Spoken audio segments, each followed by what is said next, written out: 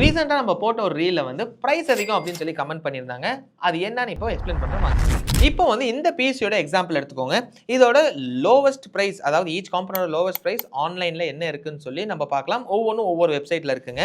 So B650 gaming X AX mother board வந்து 16,300, Ryzen 7 9700X processor இது வந்து 31,100 rupees and XPG Lancer 16GB 5600 MHz ரேம்ங்க. இது வந்து ரெண்டா போட்டிருக்கோம். இது வந்து 8,000 rupees அதாவது 4,000 into 2. WDSN 5000 1TB NVMe SSD வந்து 5,550, RTX 4060 Eagle OC gigabyteல வந்து 29,900 இருக்கு. அண்ட் ஆன்டி ஸ்போர்ட்ஸ் 410TG வந்து 5,200 and 650 watts bronze Ant Esports வந்து 3,495 அண்ட் RSல லிக்விட் கூலர் 240 லிக்விட் கூலர் போட்டிருக்கோம். வாட்டர் ஃபோர்ஸ் 2ன்னு அது 5750. இது டோட்டலாக நம்ம ஆட் பண்ணோம்னா 1,05,295 வருது.